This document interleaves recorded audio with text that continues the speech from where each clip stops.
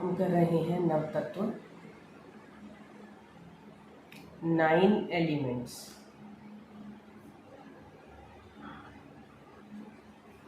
इन 9 elements में से कितने एलिमेंट्स हेय हैं, कितने ज्ञेय हैं और कितने उपादेय हैं, ये हमने देखा। उसके बाद हमने देखा कि 9 एलिमेंट्स में से कितने रूपी हैं, कितने अरूपी हैं। 4 एलिमेंट्स रूपी हैं, 4 अरूपी हैं और एक मिश्रित है, मतलब रूपी भी है और अरूपी भी है। तो ये टोटल 9 एलिमेंट्स हो गए। ऐसे ही हेय, ज्ञेय और उपादेय का हमने किया था। ठीक है, तो यहाँ तक का हो गया। अब 9 एलिमेंट्स में से जो सबसे पहला एलिमेंट है, लास्ट क्लासेस में ये दोनों टॉपिक कवर हो चुके हैं। अब जो सबसे पहला एलिमेंट है वो है जीव तत्व। 9 तत्वों में सबसे पहला तत्व है जीव तत्व। जीव किसे कहते हैं? जीव होता कौन है? जो कॉन्शियस है, जो चेतन है, वो जीव है। जो पुण्य पाप का करता है, पुण्य और पाप जो करता है, उसको पुण्य और पाप को करने वाला कौन है? जीव है। फिर पुण्य और पाप से जो सुख दुख हमें मिलता है, उस सुख दुख का भोक्ता कौन है? वो भी जीव है। जीव ने कर्म किया है तो जीव ही फल भोगेगा। चेतना इसका लक्षण हो गया।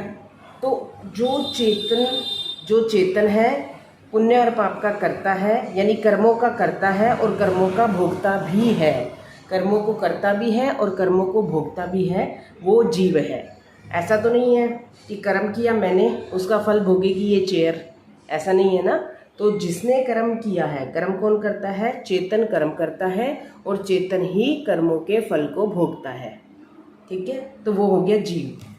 अब जीव कितने प्रकार के हैं? इस पूरे ब्रह्मांड में, पूरी सृष्टि में, सारी दुनिया में कितने प्रकार के जीव हैं?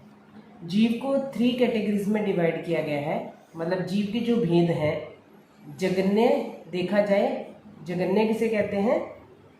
मिनिमम, जगन्य भेद, मध्यम भेद और उत्कृष्ट भेद।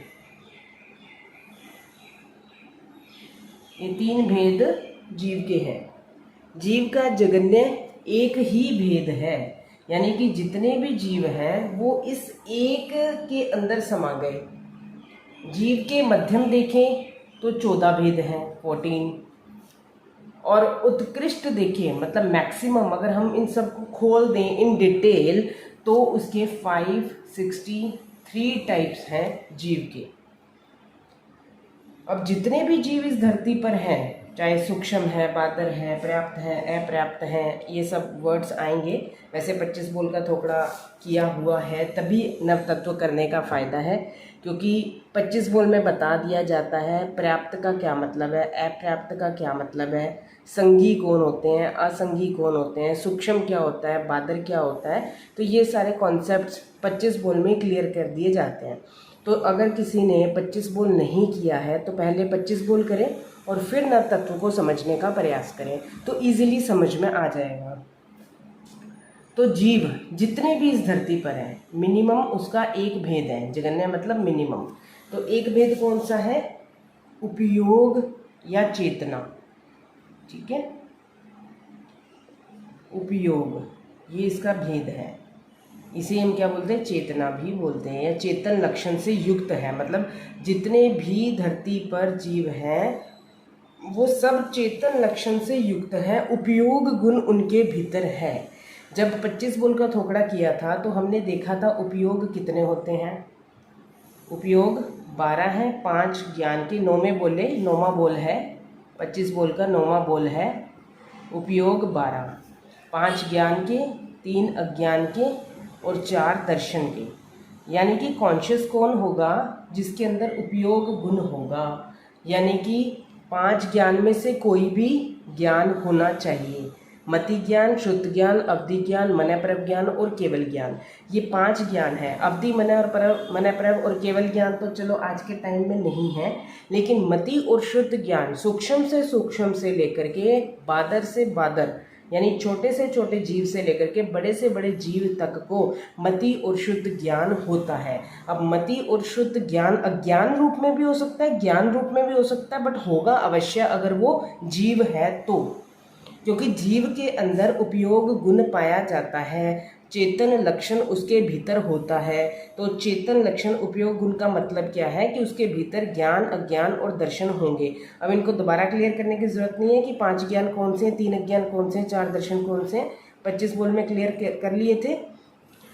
ठीक है, 3 ज्ञान अज्ञान रूप होते हैं, मति ज्ञान, शुद्ध ज्ञान और अवधि ज्ञान। ये तीनों अज्ञान रूप भी होते हैं, यानी कि मति अज्ञान भी होता है, शुद्ध अज्ञान होता है और अवधि अज्ञान भी कह सकते हो उसे, या विभंग ज्ञान, उल्टा ज्ञान, वो भी हो सकता है। लेकिन मनःप्रभ और केवल ज्ञान ये दोनों प्योर होते हैं, ये कभी भी विपरीत यानी अज्ञान स्वरूप नहीं होते, इसलिए अज्ञान 3 ही हैं और ज्ञान 5 हैं। उसके बाद दर्शन भी किया था, चक्षु दर्शन, अचक्षु दर्शन, अवधि दर्शन और केवल दर्शन। तो इन 4 दर्शनों में से अवधि और केवल दर्शन तो खैर आज के टाइम में नहीं है, बट चक्षु दर्शन और अचक्षु दर्शन, इन दोनों में से कोई एक दर्शन पक्का उसमें होगा जो जीव है। ठीक है, तो जीव का जगन्य एक भेद है उपयोग गुण, उपयोग लक्षण, यानी कि जितने भी धरती पर जीव हैं उनके भीतर कोई ना कोई ज्ञान या अज्ञान और दर्शन होगा ही होगा। ज्ञान, अज्ञान और दर्शन से युक्त को ही जीव कहते हैं। अगर उनके भीतर ये नहीं, ना ज्ञान, ना ज्ञान, ना दर्शन, तो वो जीव ही नहीं है, वो अजीव की कैटेगरी में आ जाएगा। तो जीव अगर कोई है तो उसके भीतर उपयोग का गुण होगा ही होगा। तो ये जीव का एक भेद जो सबके अंदर पाया जाता है, जितने भी जीव हैं, चाहे वो देवलोक के देवता है, नरक के नारकी हैं, त्रियंच जगत का कोई भी छोटे से छोटा कीड़ी, हाथी, बंदर, कोई भी जीव है, चाहे जलचर जीव है, मछली, मगरमच्छ, कोई भी है, या मनुष्य ही क्यों ना हो, तो उन सब के अंदर ही उपयोग गुण होता ही होता है, तभी वो जीव कहलाता है, अदरवाइज वो जीव नहीं होता। ठीक है, तो जगन्य इसका एक भेद है। उसके बाद आते हैं मध्यम, इसके 14 भेद हैं। अब 14 भेद कैसे बनते हैं? तो जीव का एक भेद, पहला जो भेद है वो तो हो गया उपयोग गुण। जीव के 2 भेद करते हैं अब हम, जीव के 2 भेद, यानी कि संसार के अंदर जितने भी जीव हैं उनको 2 कैटेगरी के अंदर अगर हमें डिवाइड करना हो तो कैसे कर सकते हैं? जीव के 2 भेद कौन से हैं? त्रस और स्थावर। ये 2 वर्ड भी हमने 25 बोल में देखे थे। त्रस जीव कौन से होते हैं? चलते फिरते जीव, जो सुख दुख मिलने पर चल फिर सकते हैं, चलने फिरने वाले जीव। और जो स्थावर जीव होते हैं वो कौन से होते हैं? जो एक जगह स्थिर रहते हैं, जो अपनी मर्जी से सुख दुख मिलने पर इधर उधर नहीं आ जा सकते, उन्हें स्थावर जीव कहते हैं। इस धरती के जितने भी जीव हैं वो सब इन 2 कैटेगरीज के अंदर आ जाते हैं। तो अगर हम मोटे तौर पे जीव के 2 भेद माने तो कौन कौन से होंगे? त्रस और स्थावर। इन दोनों के अलावा और कोई धरती पर जीव नहीं है। मतलब धरती पर जितने भी जीव है या तो वो त्रस होंगे और या तो वो स्थावर होंगे। अब इनकी डिटेल वगैरह सब हम 25 बोल में कर चुके हैं, या दोबारा नहीं करेंगे।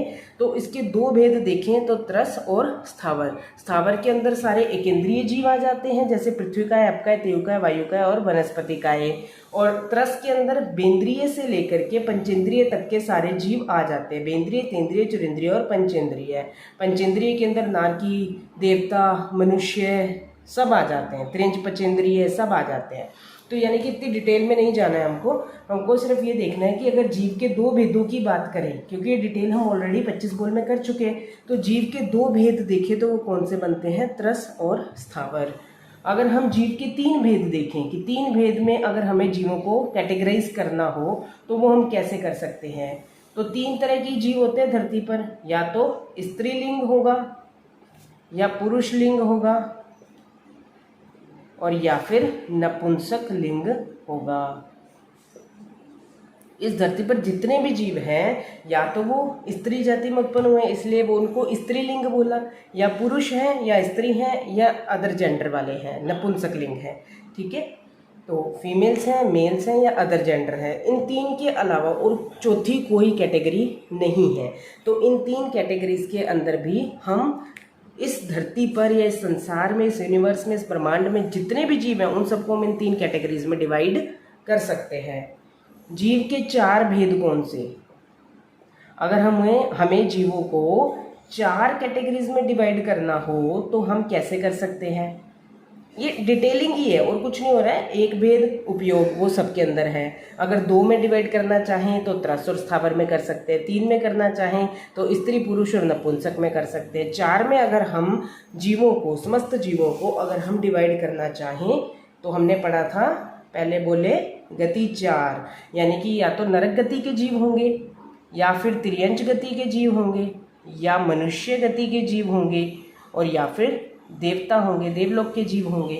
तो इस धरती पर, इस ब्रह्मांड में, यूनिवर्स में जितने भी जीव हैं, या तो वो नारकी हैं, या तिर्यंच हैं यानी पशु पक्षी हैं, या मनुष्य हैं, या देवता हैं। इन चारों के अलावा पांचवी कोई कैटेगरी नहीं है। भूत प्रेत ये वो सब कुछ देवलोक, देवता में ही कंक्लूड हो जाता है, यानी कि इनकी कोई अलग से कैटेगरी नहीं है। ये भूत प्रेत की कोई अलग योनि नहीं है। वो कौन है? वो देवता ही है। ठीक है, और कीड़ी मक्खी मच्छर या कोई भी उससे बड़ा जानवर, ऊंट बैल गाय भैंस, सब त्रियंच के अंदर, जितने भी पक्षी हैं, तोता मैना, ये सब त्रियंच के अंदर आ जाएंगे। तो मतलब इन चार कैटेगरी से बाहर एक भी जीव नहीं आता। या तो वो नरक का नारकी होगा, या त्रियंच होगा, या मनुष्य होगा, या देवलोक का देवता होगा। तो इस प्रकार से इसके चार भेद बनते हैं।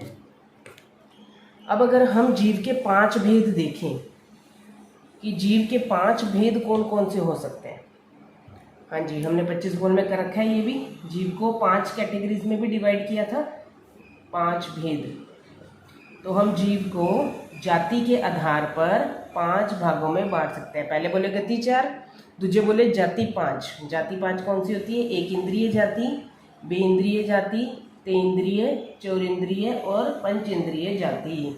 तो या तो सारे के सारे जीव या तो एक इंद्रिय होंगे, यानी एक इंद्रिय वाले, ये डिटेल कर चुके हैं। एक इंद्रिय वाले जीव कौन से होते हैं? जिनके पास सिर्फ स्पर्श इंद्रिय होती है। बेइंद्रिय या फिर दो इंद्रिय वाले जीव होंगे जिनके पास स्पर्श इंद्रिय के साथ साथ रसना इंद्रिय भी होती है, टचिंग पावर के साथ साथ टेस्ट की पावर भी होती है ना। और किसी के पास स्मेलिंग पावर भी है, इन दो के साथ साथ स्मेलिंग पावर भी है, तो वो क्या हो जाएगा? तेंद्रिय जीव हो जाएगा। और किसी के पास साइट भी है, यानी वो देख भी सकता है, तो वो चौरेंद्रिय जीव हो जाएगा। और अगर वो सुन भी सकता है, उसके पास लिसनिंग पावर भी है, तो वो पंचेंद्रिय जीव हो जाएगा। यानी इस धरती पर जितने भी जीव हैं वो सब इन पांच कैटेगरीज में डिवाइड हो सकते हैं। इन पांच कैटेगरीज से बाहर छठी कोई कैटेगरी नहीं है। इन पांचों के अंदर ही सारे इंक्लूड हो गए। तो पांच भेद अगर हम करें, पांच पार्ट्स में अगर हम जीवों को डिवाइड करें तो इस तरीके से कर सकते हैं। उसके बाद आता है जीव के छह भेद। छह भेद भी हमने पहले किए हुए हैं। छह भेद कौन से हैं? हमने 25 बोल में देखा था, काया छह पड़ी थी। यानी कि जीव जो है वो उसके छह भेद कौन कौन से होंगे? पृथ्वी काय, अपकाय, तेउकाय, वायुकाय, वनस्पतिकाय और त्रसकाय। ठीक है, मतलब इन छह कैटेगरीज के अंदर सारे जीवों को हमने इंक्लूड कर लिया। अभी हमने स्टार्टिंग में जब दो भेद देखे थे तो क्या देखा था? स्थावर और त्रस। अब हमने स्थावर को खोल दिया। स्थावर कितने होते हैं? 5, पृथ्वी का है, अपका है, तेव का है, वायु का है, वनस्पति का। ये सारे क्या है? स्थावर हैं, एक इंद्रिय जीव है। ठीक है, और त्रस के अंदर ये सारे आ जाते हैं। इन सबको इंक्लूड करके एक त्रस में डाल दिया। मतलब अलग अलग तरीके से हम इसकी डिवाइडेशन देख रहे हैं, है एक ही बात, सारी चीज़ें इन्हीं के अंदर इंक्लूड हो जाती है। तो अगर हम छह भेद देखें तो काया के आधार पर देखें तो छह भेद होते हैं, जाति के आधार पर देखें तो 5 भेद होते हैं, गति के आधार पर देखें तो 4 भेद होते हैं, लिंग के आधार पर देखें तो 3, और त्रस और स्थावर की अपेक्षा से देखा जाए तो 2, और उपयोग गुण की अपेक्षा से देखा जाए तो सभी जीवों का एक ही भेद होता है, वो है उपयोग गुण।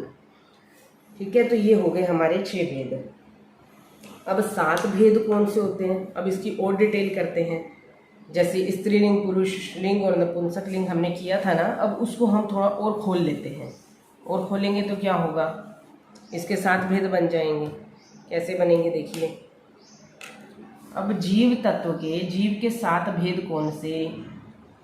हमने गति 4 में इसको 4 पार्ट्स में डिवाइड किया था, नरक, त्रियंच, मनुष्य और देवता।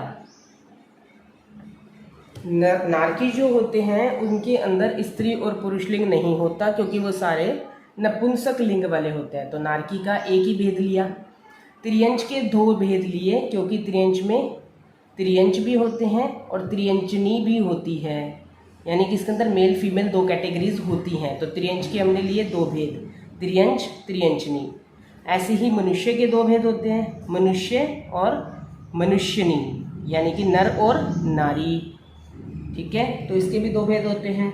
उसके बाद आता है देवता। देवता के अंदर भी देवी भी होती हैं और देवता भी होते हैं, तो इसकी भी 2 कैटेगरीज बन जाती हैं। तो 2 देवी देवता, 2 मनुष्य मनुष्यनी, 2 त्रियंच त्रियंचनी और 1 नारकी। तो टोटल कितना हो गया? 2 4 6 और 1 7। तो ये 7 भेद इस तरीके से बनते हैं। नरक का तो बस खाली नारकी ही बोलेंगे उसको, नारकीय जीव, त्रियंच त्रियंचनी, मनुष्य मनुष्यनी, देवी और देवता। तो ये टोटल जीव के 7 भेद बन जाते हैं। इसी प्रकार से अगर हम 8 भेदों की बात करें, अब 8 भेद कैसे बनेंगे? देखिए, जो हमने 4 गति के 4 भेद करे थे कि नारक, त्रियंच, मनुष्य और देवता, ये 4 प्रकार के जीव हैं। लेकिन ये चारों प्रकार के जीव जो हैं वो पर्याप्त भी हो सकते हैं और अपर्याप्त भी हो सकते हैं। पर्याप्त अपर्याप्त हमने पढ़ा था 25 बोल के अंदर। पर्याप्तियाँ 6 होती हैं, आहार पर्याप्ति, शरीर पर्याप्ति, इंद्रिय पर्याप्ति, श्वासोश्वास पर्याप्ति, भाषा पर्याप्ति और मन पर्याप्ति। जब कोई जीव अपने योग्य पर्याप्तियाँ पूर्ण कर लेता है तो वो पर्याप्त कहलाता है, और पर्याप्तियों को पूर्ण करने से पहले ही काल कर जाए यानी मर जाए तो वो अपर्याप्त अवस्था कहलाती है। ठीक है, इसकी डिटेल हम ऑलरेडी कर चुके हैं तो यहाँ नहीं करेंगे। तो चारों गतियों के जीव जो हैं वो पर्याप्त भी हो सकते हैं, अपर्याप्त भी हो सकते हैं। तो 4 पर्याप्त और 4 अपर्याप्त, तो 4 + 4 कितना हो गया? 8 हो गया। तो ये 8 भेद इस तरीके से बनते हैं। तो 8 भेद जीव के ये हुए। अब देखते हैं 9 भेद कौन से हैं। जीव के 9 भेद, जीव के 9 भेद कौन से बनेंगे? देखिए, हमने पहले किया था जीव के 2 भेद। 2 भेद कौन से किए थे? एक किया था त्रस और एक किया था स्थावर। अगर हम स्थावर की डिटेलिंग में जाए तो स्थावर कितने होते हैं? 5, पृथ्वीकाय, अपकाय, तेवकाय, वायुकाय और वनस्पतिकाय।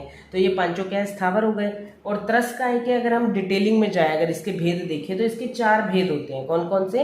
बेंद्रिय, तेंद्रिय, चौरेंद्रिय और पंचेंद्रिय। क्योंकि बेंद्रिय से लेकर के पंचेंद्रिय तक के जीव हिलन डोलन कर सकते हैं, सुख दुख मिलने पर अपनी इच्छा से इधर उधर आ जा सकते हैं, तो इस वजह से उन्हें त्रस जीव कहते हैं। तो त्रस जीव के 4 भेद, स्थावर जीव के 5 भेद, दोनों को ऐड कर दो तो ये हो गए 9 भेद। तो जीव के 9 भेद इस प्रकार से बनते हैं। अब आगे चलते हैं, जीव के 10 भेद। अभी हमने देखो किया था जीव के 5 भेद। कौन से थे? 5 जाति के आधार पर किया था, एक इंद्रिय, बेंद्रिय, तेंद्रिय, चौरेंद्रिय और पंचेंद्रिय। तो 5 तरह के जाति के जीव जो थे वो पर्याप्त भी हो सकते हैं और अपर्याप्त अवस्था में भी हो सकते हैं। तो 5 पर्याप्त और 5 अपर्याप्त दोनों कितने हो गए? मिलकर के 10 भेद हो गए। तो इस तरीके से इसके 10 भेद माने जाते हैं। अब आता है जीव के 11 भेद कौन से हैं। ठीक है, ये क्लियर हो गया। जीव के 11 भेद, 14 तक करेंगे आज। जीव के 14 भेद कौन कौन से हैं?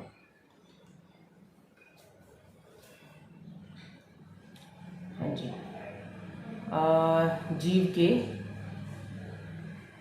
11 भेद, 10 तक हो गया, 11 भेद। अब जो हमने त्रस और स्थावर 2 पार्ट डिवाइड किए थे ना, अब इसको और थोड़ा और डिटेल में लेकर के जाते हैं कि पृथ्वी काय से लेकर के वनस्पति काय तक के जीव जो इसके अंदर आते हैं, पृथ्वी काय, अपकाय, तेवकाय, वायुकाय और वनस्पति काय।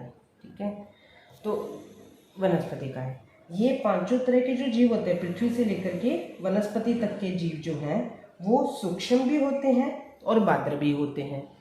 मतलब सूक्ष्म जीव भी हैं जो आंखों से दिखाई नहीं देते, इतने सूक्ष्म, और बादर ये बहुत सटल हैं जो आंखों से दिखाई नहीं देते, बादर जो बड़े हैं जो आंखों से दिखाई देते हैं।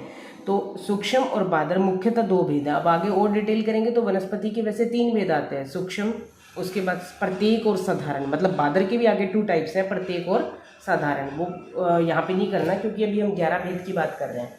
तो 11 भेदों में जो स्थावर जीव है, पृथ्वी का, आपका, तेव का, वायु का और वनस्पति का, ये सूक्ष्म भी होते हैं, बादर भी होते हैं। यानी कि 5 सूक्ष्म हो गए प्लस 5 बादर हो गए। और त्रस्काय जो है वो बादर ही होता है, वो सूक्ष्म होता ही नहीं। मतलब त्रस्काय के जो जीव है बेंद्रिय से लेकर के पंचेंद्रिय तक के, वो इतने सूक्ष्म कभी होते ही नहीं कि आंखों से दिखाई ना दे। जो सूक्ष्म है वो एकेंद्रीय जीव है, स्थावर जीव हैं, और जो बेंद्रिय से पंचेंद्रिय तक के जीव है वो बादर ही होते हैं, यानी कि इसका एक ही भेद होता है। ठीक है, तो स्थावर के, सूक्ष्म और बादर की अपेक्षा से 10 भेद हुए, प्लस एक भेद हमारा किसका हो गया, त्रस जीव का। टोटल ये हमारे हो गए 11 भेद। तो इस दृष्टि से कैसे कर सकते हैं हम, 11 भेद कर सकते हैं।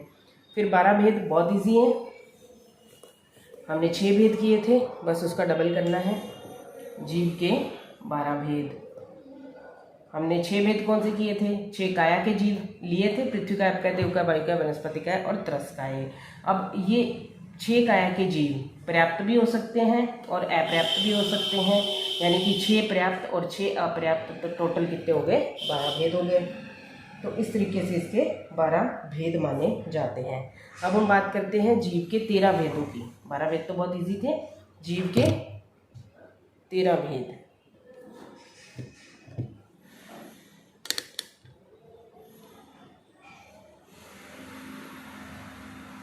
ठीक है, तो जीव के कितने भेद अब हम कर रहे हैं, 13 भेद। तो जीव के 13 भेद कैसे बनते हैं, पृथ्वी काय, अपकाय, तेवकाय और वनस्पति काय। पृथ्वी काय, अपकाय, तेवकाय, ठीक है, उसके बाद आ जाता है वायु काय और वनस्पति काय। अब वनस्पति काय जो है उसके 2 भेद लिए हैं, एक प्रत्येक और एक साधारण। जो मैंने पहले भी बताया था कि वनस्पति का, जो बादर वनस्पति का है, उसके आगे फर्दर 2 टाइप्स हो रहे हैं, एक प्रत्येक वनस्पति होती है और एक साधारण वनस्पति होती है। तो उसके बाद आगे चलते हैं, वनस्पति के बाद आता है बेंद्रिय जीव, फिर आता है तेंद्रिय, फिर आता है चौरेंद्रिय, फिर आता है पंचेंद्रिय।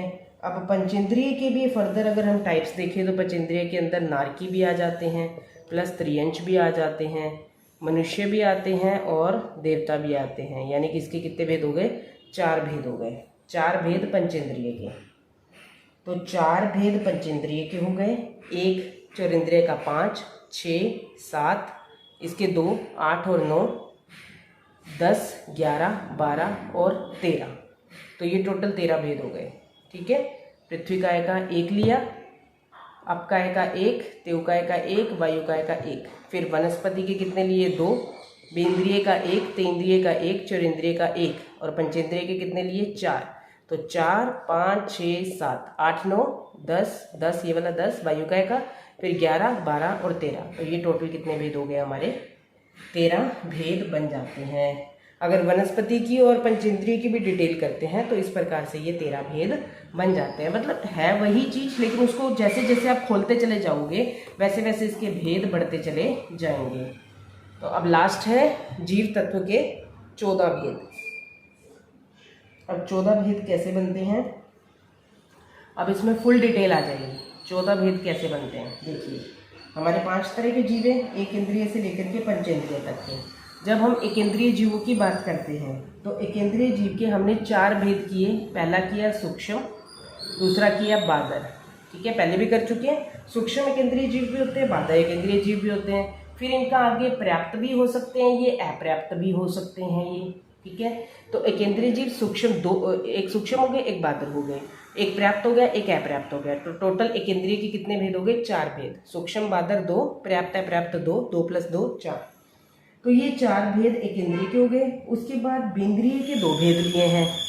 बेंद्रिय में आपको बताया था कि सूक्ष्म और बादर नहीं होता, क्योंकि ये सारे बादर ही होते हैं, तो सूक्ष्म बादर वाला डिवाइडेशन नहीं आएगा। कौन सा डिवाइडेशन आएगा, सिर्फ पर्याप्त और अपर्याप्त का। तो इसकी अपेक्षा से बेंद्रिय के कितने भेद हो गए, 2 भेद हो गए। ऐसे ही अगर हम तेंद्रिय के देखें, चौरेंद्रिय के देखें तो इनके भी सेम रहेंगे, बेंद्रिय, तेंद्रिय, चौरेंद्रिय। तेंद्रिय के भी एक पर्याप्त, एक अपर्याप्त, एक पर्याप्त, एक अपर्याप्त, यानी कि इसके भी 2 भेद, इसके भी 2 भेद, तो टोटल इन तीनों के देखा जाए तो 6 भेद हो जाते हैं। ठीक है, बेंद्रिय, तेंद्रिय और चौरेंद्रिय के पर्याप्त अपर्याप्त की अपेक्षा से 6 भेद हो गए। एकेंद्रिय के कितने? 4 भेद हो गए। अब बचा कौन? सिर्फ पंचेंद्रिय है। अगर हम पंचेंद्रिय की बात करते हैं तो पंचेंद्रिय के 4 भेद लिए हैं। कैसे? जो पंचेंद्रिय हैं वो संगी भी होते हैं और असंगी भी होते हैं। 25 बोल के थोकड़े में संगी असंगी भी पढ़ा था। संगी मतलब मन वाले जीव और असंगी मतलब बिना मन वाले जीव। है पंचेंद्रिय, पांचों इंद्रिय है, बट मन नहीं है। एक पंचेंद्रिय जीव ऐसा है जिसके मन नहीं है और एक ऐसा है जिसके मन है। तो दो भेद ये हो गए, संगी और असंगी। फिर इसके 2 भेद आते हैं, पर्याप्त और अपर्याप्त। पर्याप्त भी हो सकते हैं, अपर्याप्त भी हो सकते हैं। तो टोटल कितने हो गए इसके? 4 भेद। तो पंचेंद्रिय के 4, विकलेंद्रिय, इन सबको इकट्ठा क्या बोलते हैं? विकलेंद्रिय। और विकलेंद्रिय के कितने? 6 और एकेंद्रिय के कितने? 4। 6 + 4 10 हो गए, 10 + 4 14। तो ये टोटल हमारे 14 भेद बनते हैं। आई होप क्लियर हो गया होगा। इसको दोबारा से देखना, दोबारा से पढ़ना तो सारी चीज़ें क्लियर हो जाएंगी। जीव का 1 से लेकर के, पहले तो जीव कहते किसे हैं, उसके बाद जीव के 1 से लेके 14 भेद आज हमने देख लिए। तो इसको दोबारा रिवीजन करना, बहुत इजी है बट समझने से संबंध रखते हैं। एक बार क्लियर हो गया तो अच्छे से लर्न हो जाएंगे। तो आज के लिए बस इतना ही। अब जीव के मैक्सिमम कितने भेद हो सकते हैं? 563 भेद, 563। तो इसकी डिटेल कल करते हैं। आज के लिए इतना ही।